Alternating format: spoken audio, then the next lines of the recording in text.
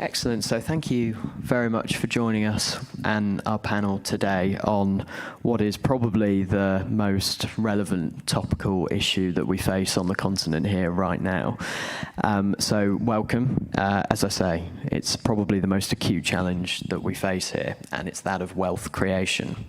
So most of us here know how stark the challenge is. Since 2008 in particular, the United States and a selection of other countries in the Middle East and Asia have sprinted away from Europe in terms of growth, in terms of real wages, in terms of productivity.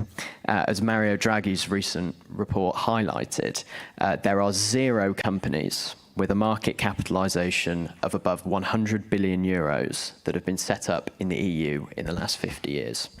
By contrast, all of the companies with a market capitalization of above 1 trillion euros in the United States have been set up in the same period.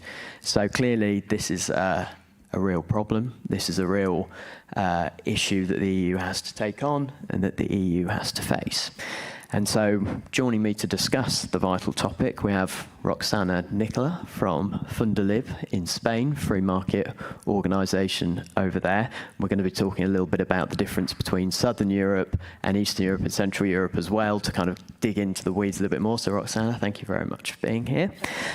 We have Constantinos Saravakos from KEFIM, a Greek free market think tank as well, so more on the same topic there. We have Eszter Nova from Severo in Prague. Welcome, Eszter. We have Weronika Smarduch, who is an MP here in Poland. And finally, we have Garvan Walshe, sat to my left. Thank you very much for being here, everybody. So first, I want to talk about the elephant in the room that I already mentioned, the Draghi report, right? So I'll start with you, Constantinos, on the other end from me. What is the key takeaway, do we think, from it? How quickly does the EU need to act on it? And what are the most important tenets of it to encourage more wealth creation? Thank you very much. Okay. Thank you very much for the invitation. I'm very glad to be here with you.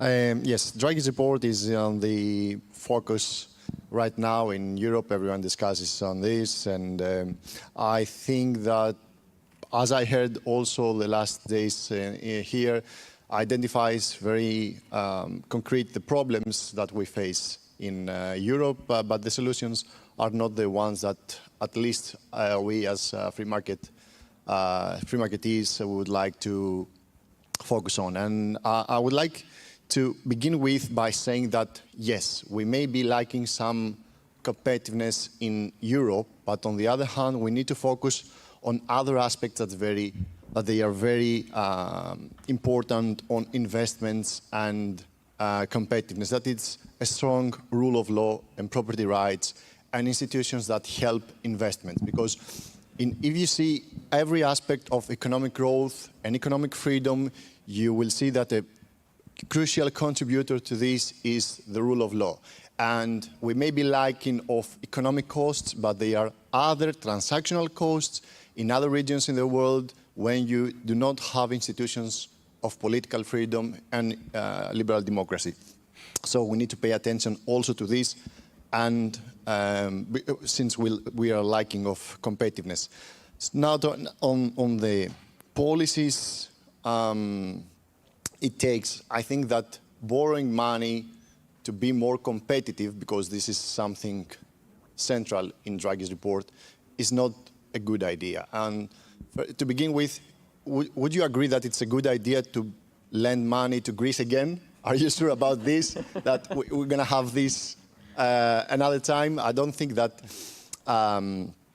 borrowing money is something that we can see in long term in terms of competitiveness and development in our region. What we need is incentives to create wealth creation as individuals and societies, as enterprises, and the state, who is going to manage this borrowing, this money that we will borrow, is not the right manager to do so. So I won't see how some intellectuals, some people in Brussels or in a central state would borrow this amount of money to help build competitiveness in our region, since they do not know anything about innovation and how to build an economic freedom framework.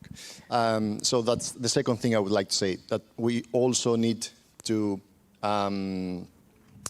stop this with borrowing money, and in Southern Europe we know it very well. And the third thing is that we are living in a continent that is aging, and we should focus on two aspects that are very crucial to be more competitive and development in the future. The first is migration.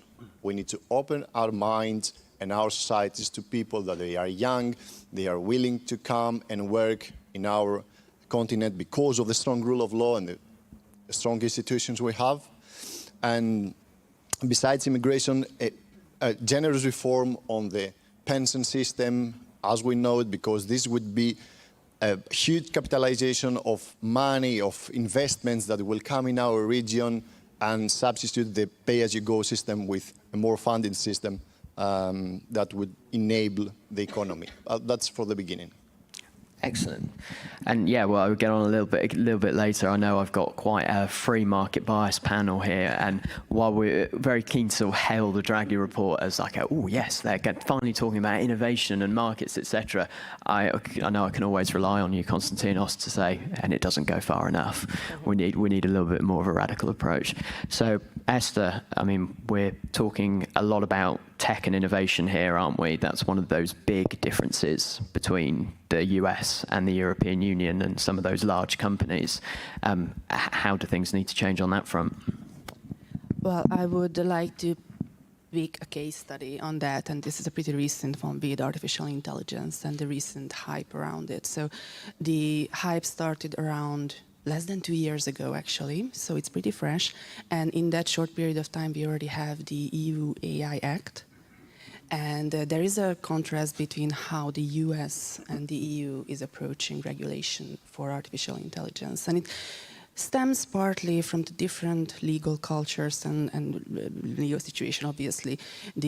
Europe has a continental legal system with make rules, start working by them later approach. And the US has an element of precedent law, which makes it for a different business environment, also for artificial intelligence. Even the strongest efforts to regulate artificial intelligence in the US, in California, the governor of California is trying to veto any regulation that would be sweeping or broad or general. And he's trying to pick the ones that are laser focused on some sort of damage that we have already seen artificial intelligence capable of delivering. And that, combined with the precedent law system, has its benefits, but it also has its potential problems. It only attacks symptoms of problems, sometimes too late. Someone literally has to die, and it has to be undeniable and has to go through the court system, and it costs money and costs time. Those are the disadvantages of that. The European approach, on the other hand, is it is sometimes reacting on something that doesn't even exist yet. We have a technology that's literally 5 minutes old, and we have regulations that are trying to extrapolate from what we have now into an imaginary future down to very scarily technical details. Just to give you a quick example, in some of the classification of what considered dangerous for artificial intelligence is not just the usage, that's what mostly in public discourse, like what are the facial recognition surveillance, that sort of thing. But they also have a qualification for dangerous artificial intelligence based on the computing power that was required to train that model.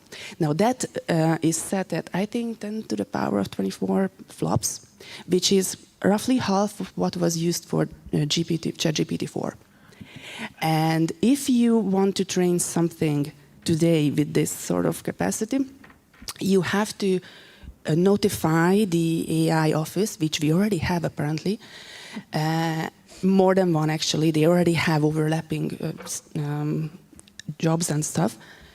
And then you have to justify why you're doing it and prove that you're not doing it for evil. Now, imagine if someone would try, say in the late 80s or early 90s, name the exact amount of computing power that is too dangerous to be developed or let into whatever. In your phones, in your watches, we have weapons-grade technology compared to the 80s. So if someone said the kind of, what kind of memory is too much for a private person to own because it can go to Iran or China or Russia and help their war efforts, it would be something ridiculous. Like a memory stick in my pocket would probably, make me a terrorist by that logic. And they already set a limit, number in the law. Like, it reminds me of laws that some weird reason specify that some sort of data transfer has to take place on floppy disks. And this is the only reason that in the year 2024, we still have floppy disks manufactured somewhere, because it's easier to manufacture them and, than to change the law about it. And that is just a very, very tiny thing that I wanted to point out, that not... we have this classic regulatory problem. They don't know what they are dealing with. And it's also highly influenced by people who are terrified of this superintelligence coming that will, destroy humanity. This is a philosophical circle that is very influential in this thing. It was very influential in Stanford and Silicon Valley and OpenAI is a long story. We don't have time to go into that. But this vision has nothing to do with the reality on the ground at the moment. So the text generator that we are hyping, the image generator that we are hyping, they are not going to destroy anything apart from, public discourse. Which is bad. It is bad. Don't get me wrong. But they are not going to, try to fix climate change and accidentally wipe out Africa. And this is the thing they are afraid of. So this is why it's partly very punitive, and it doesn't really encourage any company to set sail in Europe. And then not surprisingly, Mistral, the French AI champion, is trying desperately to kind of change this situation. But oftentimes, these people are not invited to regulatory panels. And if you've seen those things in the US Congress, when 5 minutes after the ChatGPT went viral, they went to US Congress and with tech bro eyes without blinking, is saying our brainchild is so powerful, it can destroy the world. No, that was not for your ears. That was not for the regulators' ears. That was for investors' ears. Our product is so powerful. That was the message. And they got it. If you look at the hype around it, that it's partly financial and commercial, it will deflate at some point, and we will still have regulation about the 10 to the power of 24 flops of computing capacity in Europe. Well, I mean, yeah, it's a pretty depressing state of affairs. Roxana, we've got a lot of strong terms there from Eszter. We've got nothing to do with the reality on the ground. They don't know what they're doing. This could destroy public discourse. Do you agree with that assessment generally on the EU's regulatory approach to tech, but also to more broadly? We're talking about this across different sectors, across different policy areas, right? Yeah, I mean, Eszter has a very important point here. It seems like in the European Union, we kind of like to over-regulate for the sake of regulation. And it's like in Brussels, in the bubble Brussels, people think that we need to prevent anything, so that we need to get ahead and start regulating, and because maybe someday it's going to happen something. But this goes against wealth creation and against economic growth, because it paralyzes any activities of the citizens. Whether they want to start a business, they want to go and move forward with another different job, because then we have a very rigid market, especially in the southern part of Europe, like it happens in Spain. We have the highest unemployment rate, especially in young people. And why is that? Because you have a very rigid labor market with a lot of regulation, a lot of red tape, that ultimately harms the middle class and the lower income class. Because people who are rich, they can afford, to kind of assume those costs. But the backbone of any civil society, of any developed country in the European Union, in the United States, in Canada, in Asia, are not the 1%, the 3% of rich people, are the middle class. And that middle class, we are seeing that it's shrinking all over the European Union. because we have an excessive red tape, we have a lot of taxes that keep increasing for some services that you get very late, very rigid. You don't have the option to go into the private sector for those services in many countries, like healthcare or public or schools.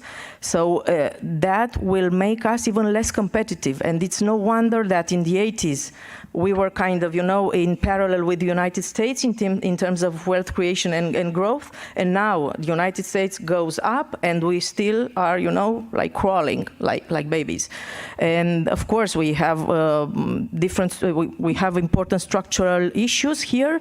Constantinos was mentioning rule of law, property rights, the fact that apparently the European Union didn't learn from the mistakes of having half of the continent under communist dictatorships. So if a model where the state ran everything and everything was state-owned and you were like the state 100% dependent didn't work, and it was a mess and we were very poor, all the people except of the few elites in the Communist Party, then why a model that they seem to be going towards where the state doesn't nationalize all your means of production, but tells you and conditions you how to use those means of productions through bad incentives, subsidies, red tape, taxation, are going to work. And they're not working. So let's face it. I mean, we have to tell the public, the citizens, that this model is a failure.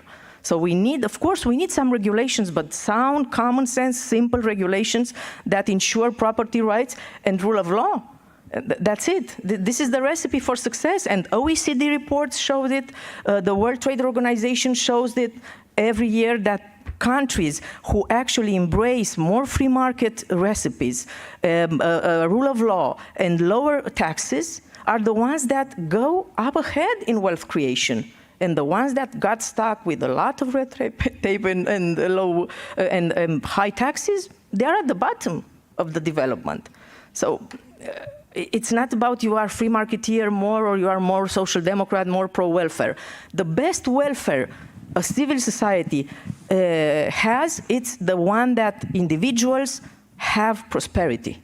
Because the individual citizens know what's best for them and what is working and what is not working. Not the people in the bubbles in our parliament, in Brussels and so on.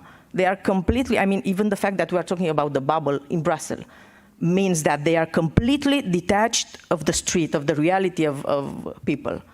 So this is a little bit what we are up against, but fortunately I would like to leave that with an optimistic also comment. I was going to say it's very rare I'm on a panel where I feel like the optimist. No, so I was hoping someone might. I'm more of a problem solver than So I tend to look at the problems, but also I would like to find solutions with that. So because we have all this hype of new technologies, we have globalization. Yesterday we discussed that in some of the panels. I think we are on a good track to kind of overcome those barriers that we have in Europe. So the fact that we are having these freedom games here and every year becomes a bigger event and we have a lot of public stakeholders with us to listen to this and to be connected to the reality of the street, this is something very important to move forward in a more positive path for our wealth creation. Excellent. Thank you very much, Roxana. Veronica, Roxana mentioned the importance of economic freedom and rule of law. And I think in the last few days, the 2024 Economic Freedom of the World report came out, and it continues to show the trajectory we've seen over the last 10 years. Countries in Western, Central, Southern Europe are on the way down, but countries in Eastern Europe, including indeed Poland, have been on the way up. And we're sat here in a rare European growth success story. So, I mean, what can the entire continent be learning from countries like Poland, like the Baltic countries, for freeing their markets and unleashing growth? Dziękuję bardzo. Znaczy, ja może tak Thank you very much indeed. In respect of red tape and EU law that is so disturbing to everybody, it doesn't have to be actually the EU law, but rather how we implement it in individual states. And yesterday, during panels, the law that regards ecology or product certification, it's different in every state, even though we have one single EU directive, and every state would implement the directive differently. Taxation, well, that's individual for every EU state, so that it has nothing to do with the European Union. However, we are starting to see in the EU that individuals who are anti-union, against the European Union, have more and more Euro MPs. I need to concur with the other speakers that Brussels or politicians in a country, well, we live in a bubble. We should, once the all elections are over, at this very moment, 2/3 of the union has had elections. Once that settles down, we should sit and start thinking, what is wrong about the union? What's going wrong? The Draghi's report is good. It shows the problems, presents some issues, but there is no one single solution that would go to every country. In the EU, every state has different cultures, different nations, different habits. So it's impossible to introduce one the same thing to all the states at the very same moment.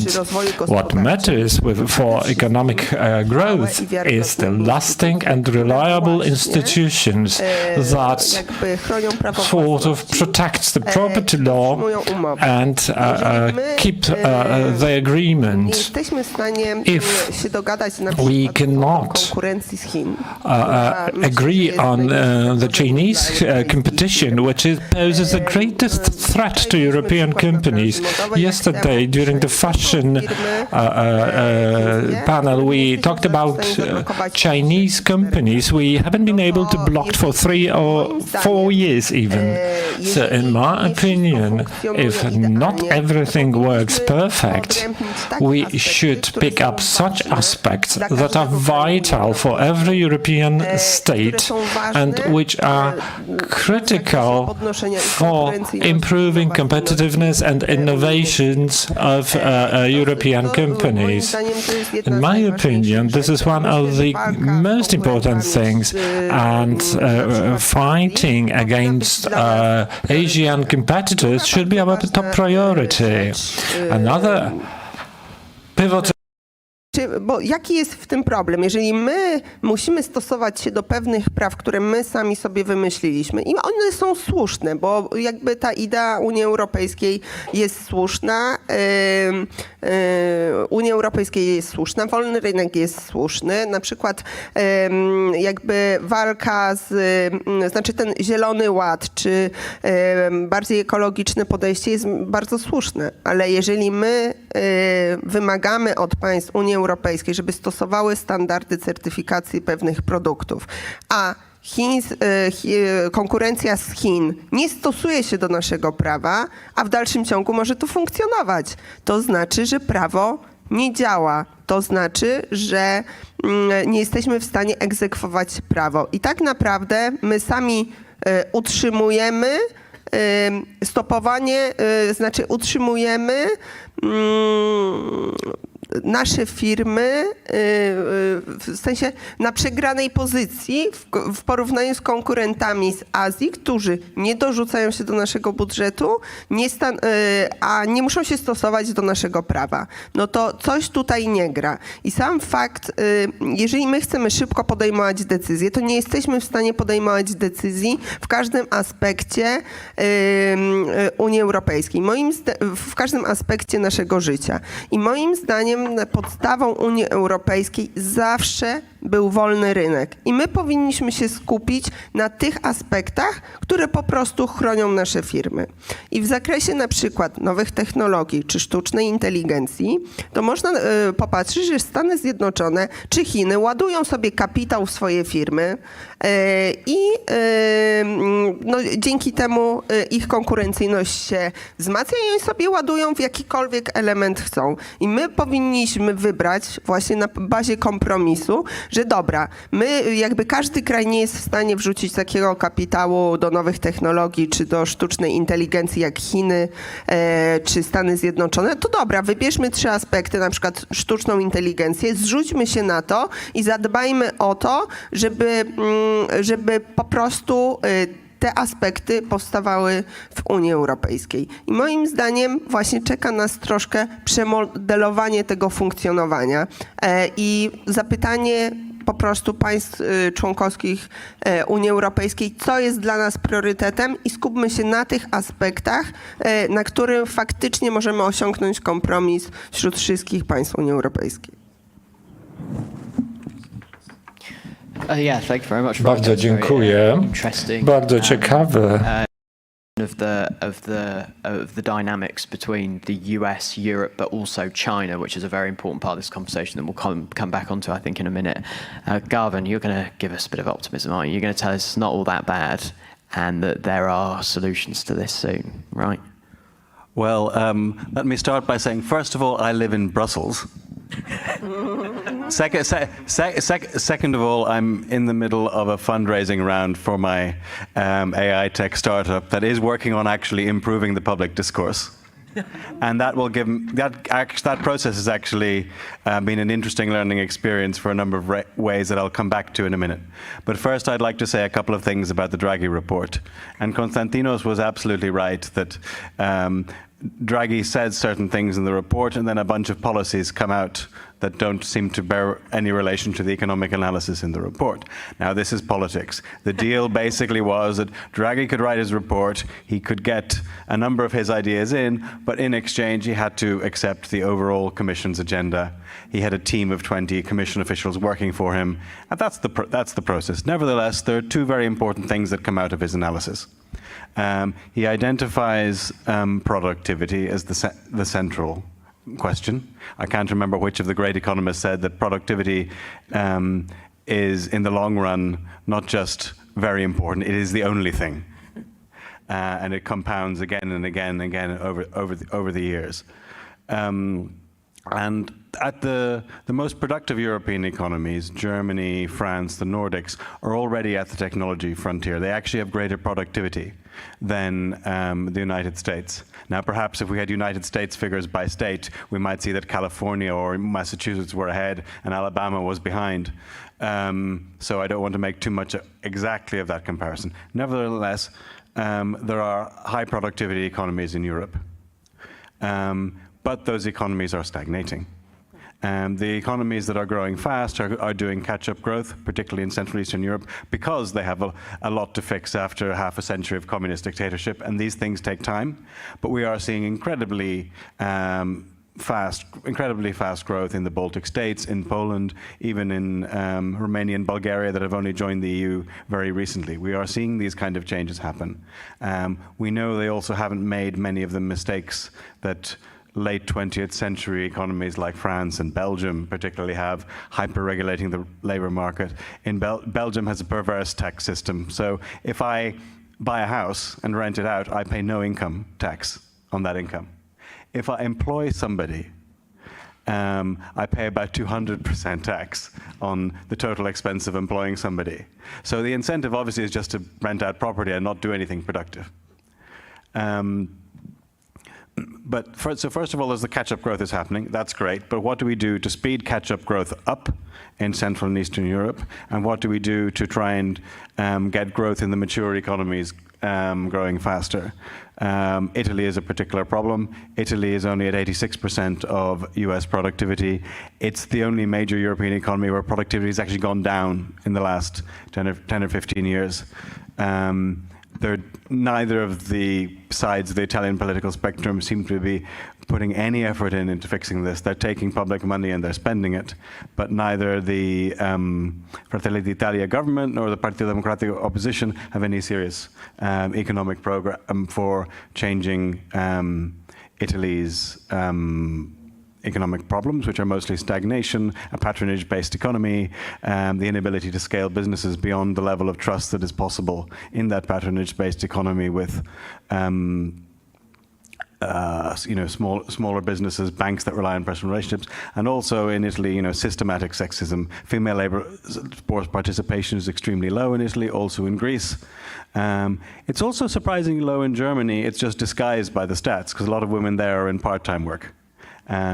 But even in the Netherlands as well, a lot of women are in part-time work, so aren't working at their full potential. How do we address those things? If we addressed both of those things, we'd be back up to American levels of growth, and that's without dealing with the second aspect of the the innovation ecosystem. Now, the creation of West Coast-style venture capital is a major innovation in business organization, as important as something like the joint stock company. And we haven't yet worked out how to import that into Europe. There are some countries where there's a bit more of that culture, particularly the UK, but a lot of the structures here, whether it comes to tax systems, business cultures, banking regulation, makes adopting this idea where you basically say, okay, what we want to see is big world-dominating companies. We don't know which company is going to do that, but we'll just invest in about 20 of them and bet that 2 or 3 of them are going to do really well, and the rest will fail. In Europe, we still have an older business culture that used to exist in the United States as well, and still does in many industries, where they say, okay, how do we reduce the risk? How do we make sure that this business is going to work? And we do lots of very detailed due diligence. We do lots of investigations of what they're doing. We invest in people who have a track record of success. And that's okay, but it's not as good as the venture capital model, which is better for driving really advanced innovation. Obviously, we also then have idiotic things like the foundation models part of the AI Act, which is both idiotic in that for all the reasons that Eszter explained, but also pointless, because my business currently isn't planning to build a foundation model. We might do in a few years, but if we do it, we'll just do it somewhere else. And even if the United States decides to regulate it, we could do it in Argentina, we could do it in the UK. There are plenty of other places that that sort of stuff could be done. And the EU has just simply cut itself out of that for no obvious reasons. Is it going to be a great loss to humanity? Probably not, because there are other places we can do it. But they've essentially fallen for the anti-competitive lobbying of incumbents like OpenAI and who are trying to stifle competition. There was a memo by a Google engineer that leaked about a month after ChatGPT 3.5 came out, and it said, "We have no moat, and nobody does anyone else." Or does anyone else? The conclusion of that was that foundation AI models are really public goods, especially once you can use one AI model to train another model. And once the weights are out in the public domain, as Meta's models have actually done, once that happens, you can the cost of inference is going to go down. They're all competing with essentially identical products. It's great for me because I can just pay tiny amounts of money to do my inference, but it's the money is not going to be captured in these AI companies. So it's a bizarre sort of public benefit that lots of these other venture capitalists have thrown billions of dollars into this thing, and they're not going to see that money back. The people who are going to see money back are going to be either NVIDIA, who makes all the chips, or the downstream users who are now producing all kinds of products. There's a huge opportunity for massive increases in software development productivity. We're going to be able to make software much more cheaply than we used to because AI can help us to code. That's massive. All these things are going to happen. Now, in Europe, we obviously need a less risk-averse approach to regulation. We shouldn't regulate things in advance in the same way. We need to complete the single market. We need to do a capital markets union, and that Draghi is absolutely right. This will lower the cost of capital. We also need a bit of a mindset shift, though. If you go to America and say, "Hey, I've got this business," people generally say, "Well done, go for it, good luck. My friend is a venture capitalist. Are you interested in getting some investment?" If you do it over here, people say, "Why hasn't that been tried before?" Yeah. And then you say, "Well, it hasn't because this." Well, if it hasn't been tried before, then it mustn't be any good.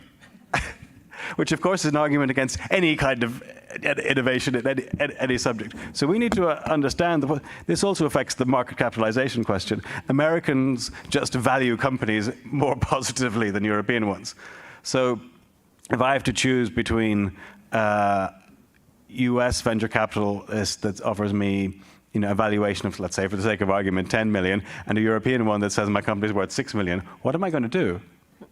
The American will therefore take less equity. I will have more money left purely because of this kind of psychological difference. That's one of the reasons companies go to the US.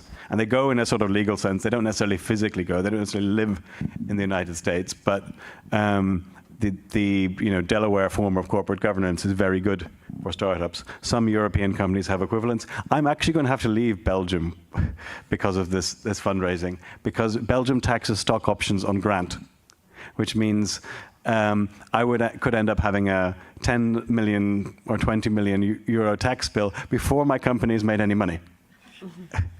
Surprise, surprise, there aren't very many tech startups in Belgium. Okay, so nobody has yet to give me the optimism that I'm after, with the exception a little bit of Roxana, and so that's where I'll turn. And that's where I'll turn. Can I make a brief comment? No, please.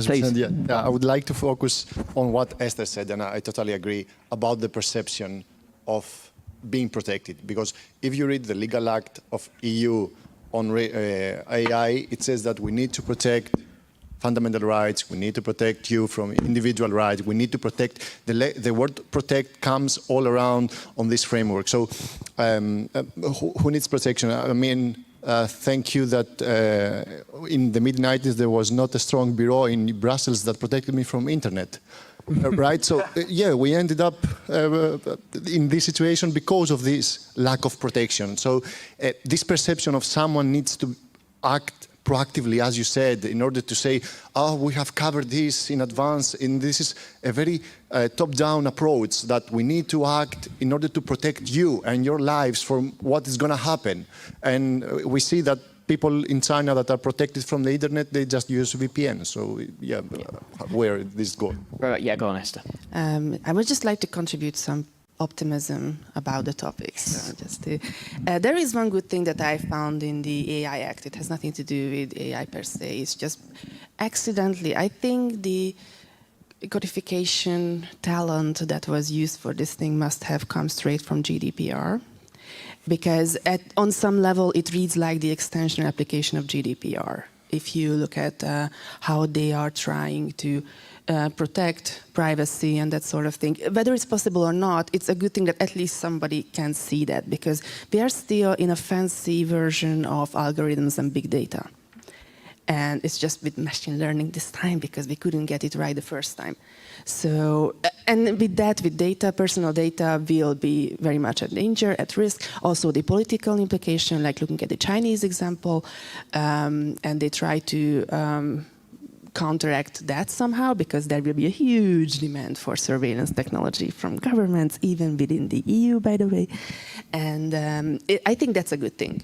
That's positive. I don't know if it's enforceable. GDPR has major problems in enforceability. You can shoot at anything and nothing, whatever you want. With that, the same thing with this AI Act. But at least it's in there. I like that. Okay, excellent. I want to turn to a very important point next, just about the mechanics of change here, right? So it's very easy to talk about the EU, the Brussels, the initiatives of Brussels, and they are clearly very important, profoundly damaging. But we also have 27 member states in the EU and many more states that aren't members of the EU. Roxana, do you think that, if we were talking about a more decentralized Europe, that things would necessarily even be better? Do you have more faith that decentralization would deliver better outcomes in this regard, or do you think it would be much the same problem? I mean, we have to understand that decentralization drives competitiveness. So we kind of see what is working, and we try to emulate. Generally, this is the human nature, and we see that there are things that don't work, so we ditch them. So this is something very good. However, there are several aspects that are fundamental to our values as liberal democracy model that should be the same for everyone. I mean, the European Union, it's like a club, you know, and since we're talking about a club, there are some, let's say, property rights of the members. So when you sign up to that club, you sign up to a series of conditions, you know, that you understand you are going to fulfill, you are going to apply in your own countries. So if you don't follow those, then maybe it's not your place to be in that club. It's not, being in a liberal democracy that doesn't mean you are in a chaotic society. We hate rules for the sake of hating rules. But we need to cooperate and to set our priorities based on common sense rules. And in our case, of course, for us, the values are clear, you know, liberal democracy, rule of law, property rights, and these are the essential, and of course the respect of human rights in our space. So if you don't follow those rules, maybe you have to look somewhere else. Maybe your friends and your model are more authoritarians and even dictatorial, and maybe this is this is the model, then it's their choices. But they have to suffer the consequences of those choices. That being said, European Union has many problems, but also we have to look at our strength as a continent. And the fact that we have still some countries in the outside European Union who would like to be part of our club, this is a very positive aspect of the values that the European Union, especially when it started as a project, meant for people when thinking about the European Union. And it saddens me to see that now people, when think of the European Union and talk to Spaniards, to French people, to Dutch, wherever, they are no longer associating the European Union with those important benefits: free trade, free circulation of goods, of individuals, of capital, because those were the values that inspired in the first place the model. And those values bring peace, bring prosperity on our continent, because our continent was devastated by 2 world wars. Let's not forget the 2 world wars started in Europe. So we have to think that, and we have to go back in history and teach the new generation about this, so they can actually understand the importance of having a European Union. But that being said, European Union does not mean to emulate the USSR and like convert our lives in a very predetermined and social engineered from Brussels way of doing things, because it's not working and we are lagging behind. I mean, this is the actual reality that we are living. Constantino was mentioning a very important aspect. European Union is a land where people want to come and set. But once they are here, they kind of realize that it's not the promised land like it happened in the United States. When people came there, actually it was true that it was completely the promised land. But here they have promised red tape, a lot of, you know, taxes, things like, I agree with Draghi that we must, you know, go to a union of banking, but what does that mean? It means that we want tax harmonization because we know that this is not a very good thing. It's like more harmonization with H, not without H for the taxpayers. We want to go to a model that is currently happening right now of expelling capital, big or small, from our banking system, because this is happening right now with the current regulation against money laundering. The Russian money somehow reaches pockets of extremists all around Europe, but normal people, normal immigrants coming from third-party countries or from European Union countries outside of Eurozone are meeting with a hell red tape when trying to open a normal bank account, and not to mention the saving bank account, so they can bring their capital from their original countries. It's a nightmare, and go talk to people coming to France, to Spain, to Italy, but normal people, you know, working people or entrepreneurs who maybe sold everything they had in Venezuela or, I don't know, in any other country in the world, and they are incapable of bringing here the capital. So in the end, they go to the United States, or they go to South Korea, or to wherever.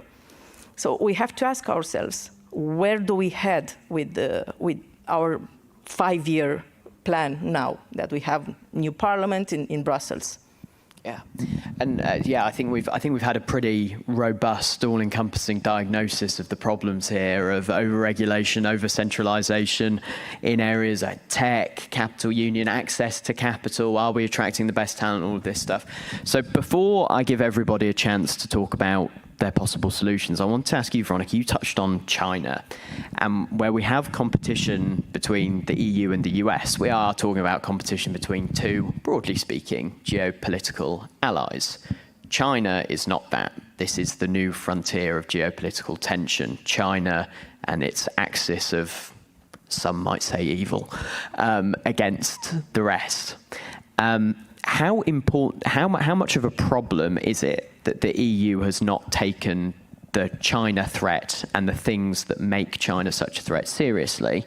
And how likely do you think that is to change? You talked about environmental taxes and subsidies that apply to companies based here in the EU, but of course not to companies in China. What needs to change for the EU to be taking China seriously? Ja jeszcze odpowiem na poprzednie pytanie, bo teraz się I'll answer the previous question. I realized that I didn't answer the question. What is our advantage when it comes to Spain or Italy? I think that outsourcing is a very good example. In Spain or Italy, the labor costs were much smaller. Labor costs were smaller, but on the other hand, they had qualified staff. When we entered European Union, everything switched to Poland. I don't know whether it should be European Union or southern countries that should be thinking about this. Powinniśmy mieć plan, co zrobić w momencie, kiedy we should have a plan what to do when lower labor costs are no longer the competitive advantage of our country, and what to do with this highly qualified staff when we suffer from greater competition. At this moment, we are ahead of this challenge. Our labor costs are not one of the lowest in the area. We need to compete with Ukrainians or Asiatic countries. So we are facing a challenge. Highly qualified staff and a number of ICT engineers and programmers. What are we going to do with them when we no longer are the outsourcing target? We need to plan it up front. And southern countries have lost their chance without thinking about future. And the other very important aspect in Poland, our economy is pretty much independent of politics. This seems to be one of the most important things. This is the key to success. Referring to the question of China, China does not observe any norms, rules and regulations in ecology. They don't observe any EU norms. If you want to live in this country, certify things, to increase quality, to make products more ecological, we need to require this from people who sell in our market. And the other very important thing, China is a big threat, but remember, it's a big market too. So it is worth thinking how to make the most of this fact. What aspects should we utilize. We can't compete with China when it comes to price, but we can compete with quality and with the fact that our products are much more ecological. If we set laws, rules and regulations in the European Union, these rules are also applicable to companies that enter our market. So, for example, Temu, Shane, and other platforms appear here. So we have to have the possibility of law execution to our competitors. They can say, okay, we aren't going to enter the European Union market, but I think this is the basic thing. I mean, swift and efficient execution of laws and rules and regulations. This is a huge challenge, and I'm unable to give you the solution. And on top of that, it needs to be a compromise of all member states, which is hugely difficult. And that's it from me, I think. Excellent. Thank you very much. And so I'll start with you, Garvan, because I didn't give you an opportunity to chime in there. But onto the solution side of things. So, Veronika, you already mentioned cooperation between EU member states. I mean, and compromise, and that in itself is already sounding a bit of a challenge. But, Garvan, you've spoken about some of these issues. You're talking about productivity. You're talking about perverse taxation. You're talking about over-regulation of cutting-edge technologies. How do we solve this? Now, besides the, well, stop over-regulating technologies, make taxes less perverse, etc., what are the tangible steps that people like us, that people within European politics can take to start changing things now for the better, even if they're not the whole way? How can we start making at the very least a bit of progress? Okay, so I'm going to talk about solutions, but I will, I'm afraid, frame them as responses to particular problems. Fantastic. But, so what's the best way to reduce your country's economic growth? Elect a populist. There's a recent thing out from the National Bureau of Economic Research in Washington that says there's a 1% fall in GDP growth for every, 1% fall in GDP for every year of populist government.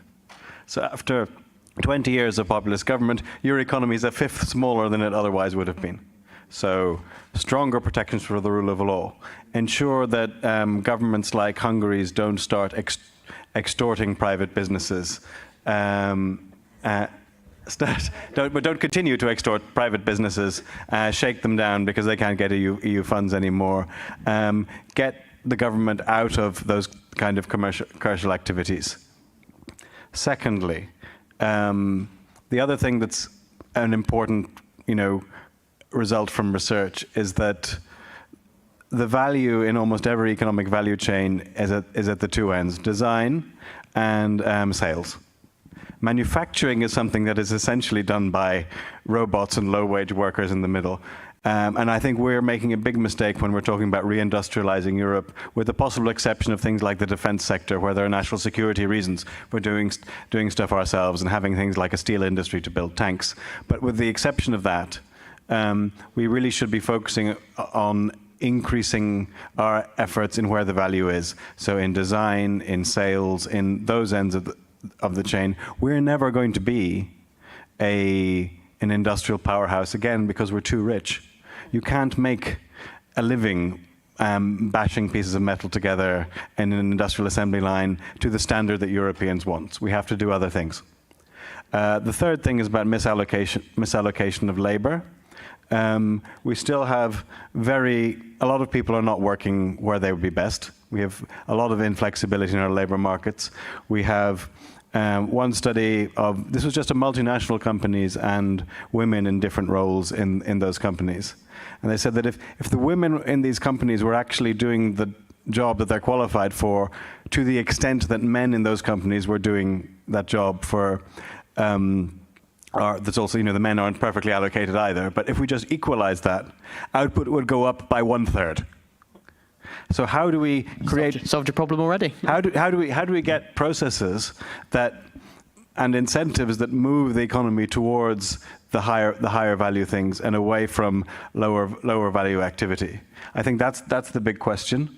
The answers will probably be a little bit different in different countries. But we have a lot of these sort of structural embedded inefficiencies that we need to remove, and we need to think in new ways about removing them, because the inefficiencies are not quite the same efficiencies, except in Belgium, where they don't modernize the labor market at all. But they're not quite the same inefficiencies as were there in the 1980s.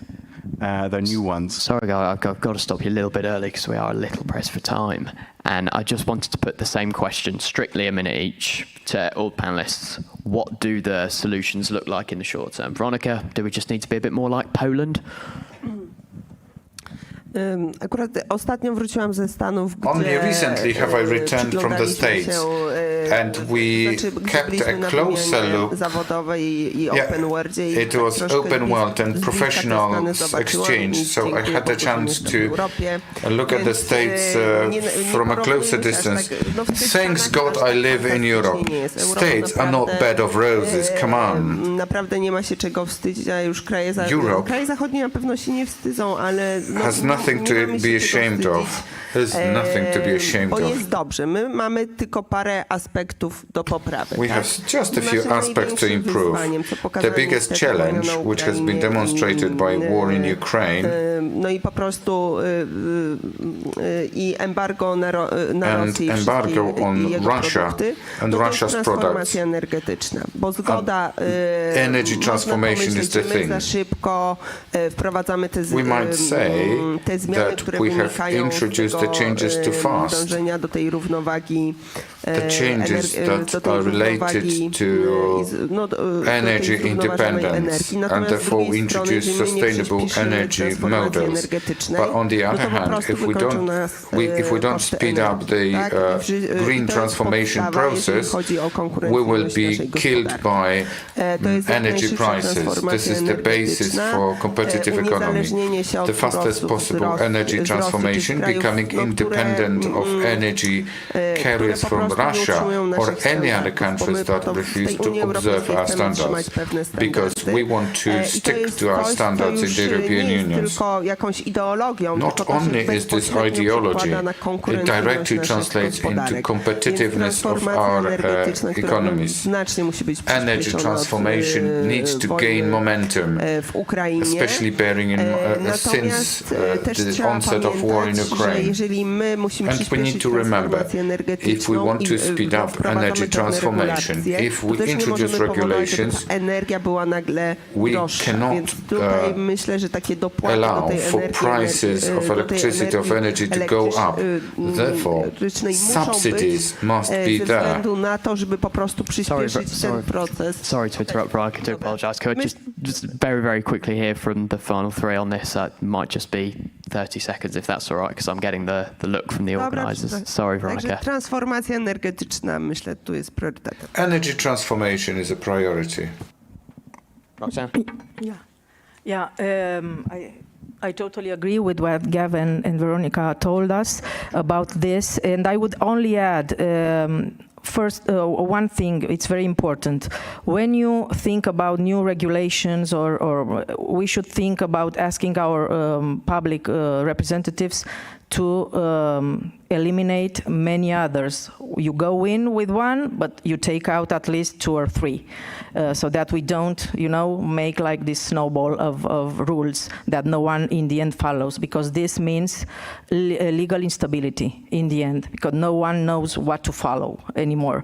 And when doing this regulation, it seems to us, especially if we work in the private sector, is that the legislator does not actually do an assessment of how that new rule is going to impact, like in a chess match. You have to analyze several steps ahead what that regulation is going to affect and which sectors are going to be affected by that. And then do, after a time, even have that assessment of that regulation helped or created more problems. This is something that we should, and this is something that the private sector does very well, so we should kind of demand from our public representative to apply those incentives also in the public arena. And another thing I think I've got to move. Yeah, very good. Ever slightly, but very good one. 3 and 1 out. Education. Okay? We have to link more the education system with the private sector, and because this is the future for for us if we want to create wealth in the future. The education is essential, and it's more into less regulated and with a more autonomy for the schools. Those are the models that work, like the PISA reports shows us. Very final thoughts from you, Eszter, quickly on that. Since I was on regulation, I would end on regulation as well. I think in some cases, a more intelligent regulation would be better rather than this sweeping kind of approach now. And most importantly, maybe a few sunset clauses included in those regulations, because they just don't know the future they are regulating, as you said. Fantastic, thank you. And very, very final thoughts. We don't have to compete in each and every sector in the economy. We just need to do what we do good, other regions in the world, what do they do, and exchange. In other words, free trade, and that's it. Fantastic. Thank you very, very much for a brilliantly wide-ranging discussion on, as I said at the outset, probably the most important set of issues facing Europe and the European Union at the moment. Thank you all very much for joining this panel hosted by Epicenter. Can I get a round of applause for my panel, please?